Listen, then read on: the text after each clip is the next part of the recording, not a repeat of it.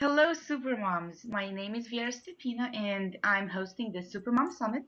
Today, my guest is Victoria Moran. She's a certified vegan lifestyle coach, and she's an Oprah featured author of 11 books, and she is the founder of Main Street Vegan Academy. Hello, Victoria. Hey, Wonderful. how How are are you you doing? today? Uh, you know, so good. Sometimes it just amazes me that when you're really feeling terrific, it's just better than, I'm fine. It's this incredible proactive, positive feeling. And I've just really been feeling that today. Not to sound like Pollyanna or something, Wonderful. it's just the So I'm truth. going to tell you a little bit. I'm not very educated on the vegan topic, and this is why I found you. I did some research, I reached out, and this is why I'm having you here as a guest today. So you can, educate us a little Oh, bit thank more. you. And, I think it's important that we have different points of views and we have more information. I'm happy to tell you anything you want to know. And if I don't have the answer, I can Okay, probably sounds good. lead you to So someone you've who been does. vegan for a long time. Okay, so why did I you have become 30 vegan, and years. have you ever thought that this is gonna take you this far? I didn't think that veganism, that the whole vegan lifestyle was ever going to come this far. When I started all this, I was actually a little girl. I came home from first grade. I was 5 or 6 years old and announced to my grandmother that I had learned the four food groups. And half of them were animal products, if anybody remembers the four food groups from a while ago. And my grandmother, who was kind of a contrarian, said, I could take you out to Unity Village, which was a place to dine in Kansas City where we lived, and I could get you a hamburger made out of peanuts. You would think you were eating beef. And I remember thinking, there's so much I don't know. But I remember the minute that I heard the word vegetarian, it attracted me. I had no idea how you could live without meat. I mean, I was from Kansas City, Missouri. This is one of the few cities that has a state named for it. And yet something struck a chord. As I got older, I really loved animals. I didn't want to hurt them. I didn't want to cause them to have to be killed. I tried to be vegetarian the first time when I was 13. I lasted about 4 months, didn't know what to eat, got pretty hungry, but I knew somehow it would happen for me. So after high school, I went to London to go to fashion school. I'd gotten into yoga, where vegetarianism is recommended. And it was easy in London, much easier than in Kansas City at that time, to be vegetarian. And I heard about vegans, but this was a very long time ago. We're talking the late 1960s. And the whole vegetarian thing was just very outlandish at that time. And the idea of vegans, the idea of not only not eating meat and fish, but not eating dairy products, not eating eggs, it seemed so extreme that I really had no interest until a few years later when I came to understand the two-pronged reasons why people go vegan. There are actually more reasons now. We can talk about the environment, we can talk about world hunger, but primarily people at that time and now go vegan either because of ethics, because of concern for the animals, or because of their own health concerns. So I learned that a cow has to have a baby in order to provide milk. I always thought cows just made milk. They were just milk machines, but they're not. They're like any other mammal. They're like a human woman. They have to have a baby in order to produce milk at a level that is commercially viable. And they're separated from the babies very early so we can have the milk. The mother and the baby suffer a lot. With that, the baby boys are usually sent off for veal. The little girls may be kept for dairying, or they may also be sold for what they call bob veal, or go off to the veal farms. Shortly after birth, this really broke my heart. I also learned about eggs, that egg farms are pretty nasty places for chickens, and that even if the nice woman up the road that keeps chickens gets her hens through the mail or through some hatchery, that's really the only way you can get chickens. This is the same hatchery that services the factory farms. It's the same hatchery that kills the baby boys just after hatching because they're not needed for an egg operation. So knowing those things, I didn't want to have anything to do with that. And then I also learned about health. And the bottom line on health is There are lots of ways to eat and be healthy. I'm certainly not going to say, oh, you have to be vegan or you can't be healthy. That would just be ridiculous. However, in terms of heart disease, which is the #1 killer of women and men in the Western world, the only procedure, the only way of eating, the only thing that has ever been shown to reverse heart disease is an oil-free, 100% plant-based diet. And so for all these very profound reasons, this was something that I wanted. It was hard for me because I was a practicing compulsive overeater. So I had to work on what was going on inside so that I could have a choice about what I ate. But once I had the choice, I chose vegan. I lost the weight. I raised my daughter vegan, This and is we're pretty wonderful. much living happily Thank ever you. after. I didn't know that about the cows. This is, Most people don't, because unless you grow up on a farm, it's just cows give milk. That's just something that's in our general collective psyche. But when you think about it, that if you've had a dog or a cat that had puppies or kittens, that mom gives milk while the babies are little. If you've had a baby yourself, you have milk while the baby needs the milk, and then it dries up. It's the exact same thing for cows. And so they have to be impregnated continually, in order and to they continue to give give birth out milk. once a year. Wow. Oh, That's right. okay. And another statement that is very true, nobody really argues with it because it's pretty obvious, and yet it's such an aha the first time somebody hears it, and that is humans are the only animal that drinks any milk at all after weaning That is so true. or that drinks the milk of another That is so true. species. So, so you've written a lot of books about as well. What's so different about this new book, The Main Street Vegan? Uh, well, I started out writing vegan books. My very first book was about vegan philosophy and practice. It was actually my college thesis. It was published in book form in the 1980s when very few people were vegan. Not many people cared. But I wrote a vegan weight loss book, which is still in print. That's the Love Powered Diet. And I did some other things kind of touching on health and well-being, a book called Younger by the Day, one called Lit from Within, one called Fit from Within. But I've also written a lot of books about spirituality. My academic background is comparative religions, and I've always been fascinated by the meaning of life. So those were the kinds of books I had been writing more recently. And then in late 2010, I went to an event for PETA, and they showed some footage of things that happen to animals. And I've seen all this for many years. I know what happens to animals. But that particular night, my heart was just open a little bit more than usual. And I wanted so much to be able to help. And in the subway on the way home, it just sort of came to me. Here's how you can help. You can make your next book Main Street Vegan. 40 little chapters because people don't have a lot of time to read. A recipe at the end of each chapter because people really love recipes. And you need to gear this book to the young woman that you were 30 years ago living in suburban Illinois, not knowing any other even vegetarians locally, and taking this leap. And I just pretty much took notes there in the subway. Check, check, check. Yes, that's what I'll do. And that's what I did. And the book has been very successful and has spawned all kinds of other ventures. So we're really at a great time for Mm-hmm. anybody who Where we wants to can go vegan or even move in a vegan get on direction. Amazon? Is it gonna? Oh, yes, it's everywhere. Amazon, Okay, bn.com, wonderful. IndieBound, Well, and you mentioned most that you bookstores. raised your daughter a vegan. How old is your daughter now, by the way? She's all grown up. She's 30 years old and she's been vegan her entire life. I was still eating dairy products and eggs when I was pregnant with her. But when she was an infant, I actually looked at her sweet little face and thought, I really want to raise her the very best way that I know how, both physically and ethically. So I say that she actually converted me and she helped me write Main Street Vegan as well.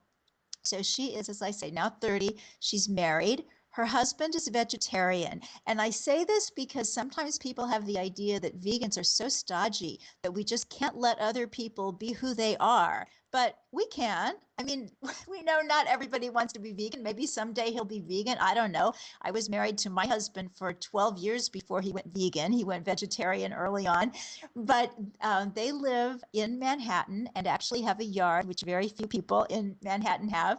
So they are able to accommodate her work. She does lots of things. She's an actor. She's a stunt performer. She's actually going to be on Yeah.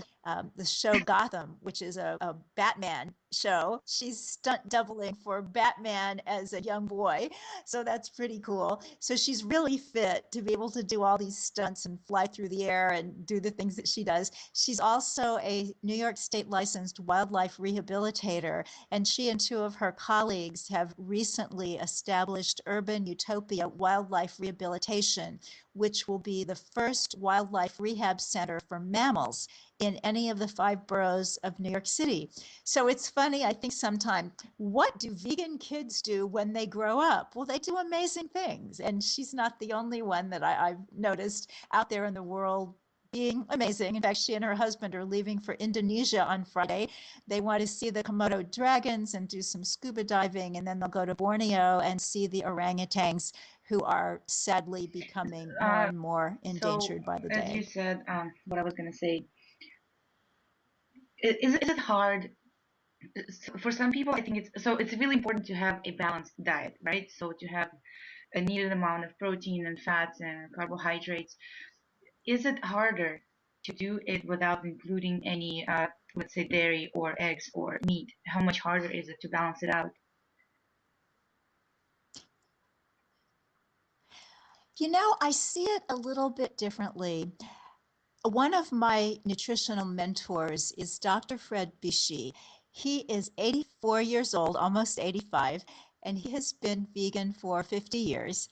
And his slogan is, when in doubt, leave it out. He's saying that the things that really harm us are not so Uh-huh. much what we're not getting as what we are getting.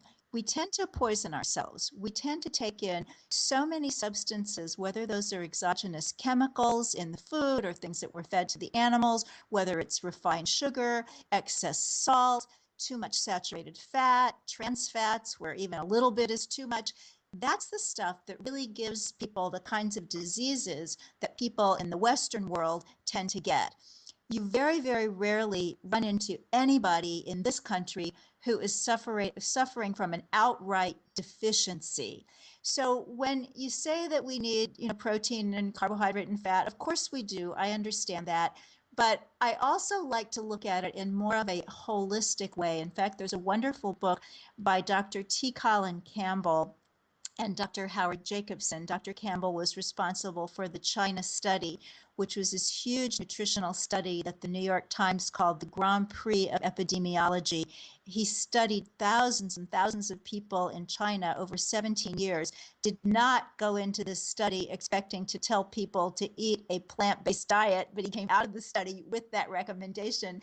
But their book is called Whole, Whole, and they talk about not I think. fragmenting the way we look at nutrition, bless you, quite so much that when we're looking at all the little bitty tiny parts, now obviously protein, carbohydrate, fat, those are macronutrients, but we have the micronutrients, the vitamins, the minerals, the trace minerals, these phytochemicals, these plant chemicals that fight degenerative disease.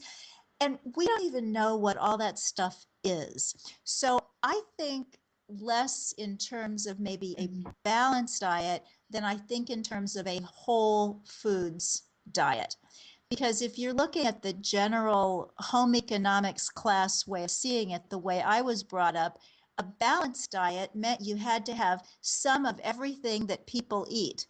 And people tend to eat pork chops and people tend to eat apple Mhm. pie. And so, let's have some of all of that and make sure we're balanced. And I think that can be kind of misleading.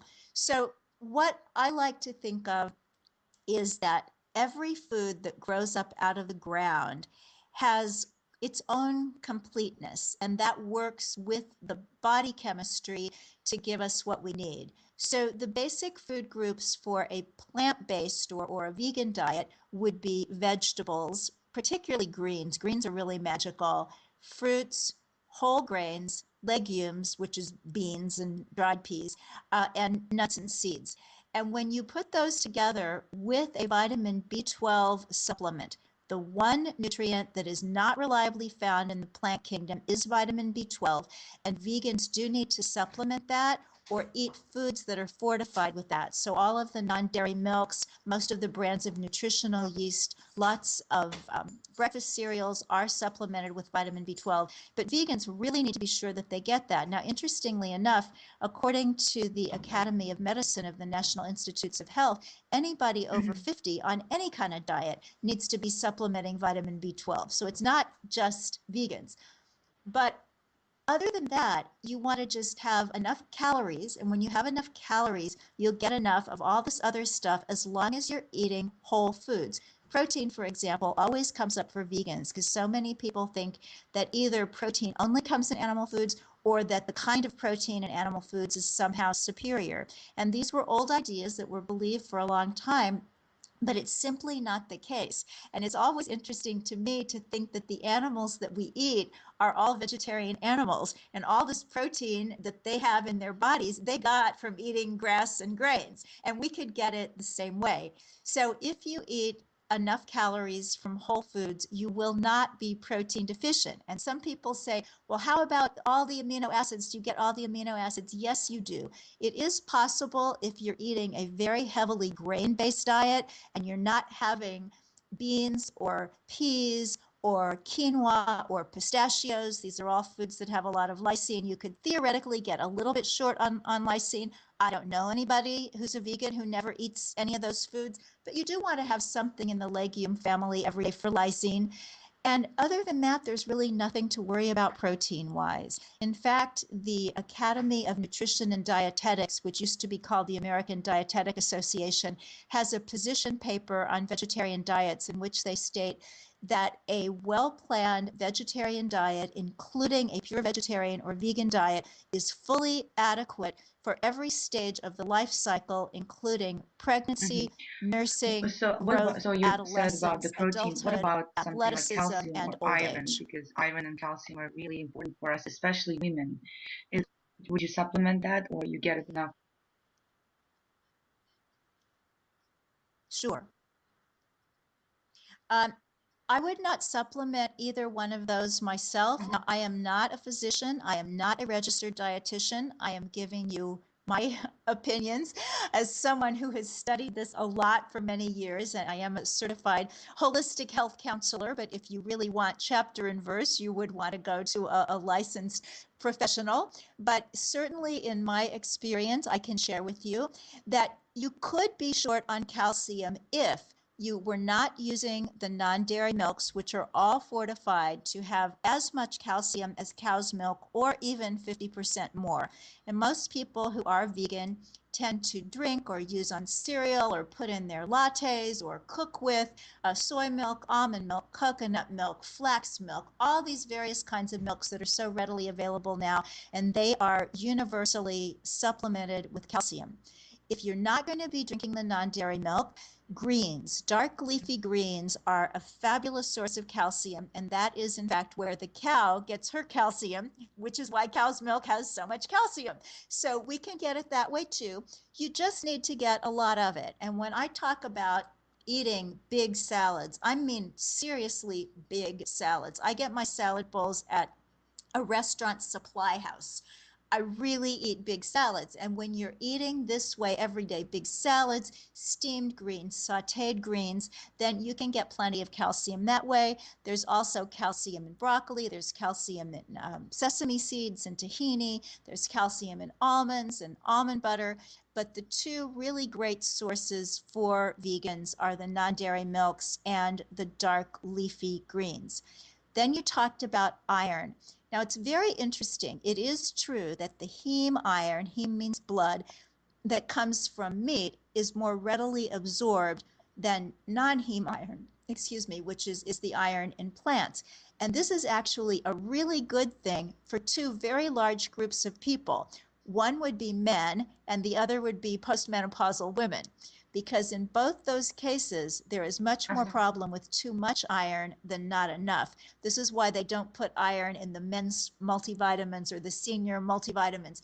So too much iron can lead to heart disease, it can lead to prostate cancer, and excess iron is also found in the brains of cadavers from people who had Alzheimer's disease. So you don't want to overdo on iron. I also understand that women of childbearing age can become iron deficient. Statistically, the same number of women who are on vegan diets become iron deficient as women who are on omnivorous diets. It just seems that some women have a harder time absorbing iron regardless of what they eat. So to be sure that you get enough, if you're not going to be eating animal foods, the first thing is don't use dairy products, because dairy products not only don't have any iron, but they're actually antagonistic to iron and make it harder to absorb. So you don't want to do that.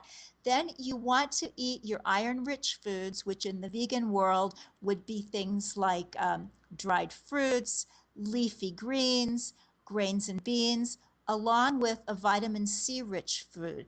And to make that very simple, it would just be if you were making a salad with kale and collards and all sorts of wonderful greens in it, and then you were going to make a vinaigrette dressing, use lemon juice instead of vinegar, because lemon juice has vitamin C, and that will help with the absorption of the iron. Cooking in iron cookware will give you lots of extra iron. Soaking dried fruit in water overnight and drinking that in the morning is just like an iron tonic. And another food that's really great for iron, whether a woman is a vegan or not, is blackstrap molasses. You can put that in a smoothie in the morning, and just a What you tablespoon mentioned is about like a supplement for postmenopausal both women in calcium and iron, and iron. especially women with Alzheimer's disease. This is really interesting because my mother-in-law has Alzheimer's disease, and she actually has iron prescribed to her by her doctor.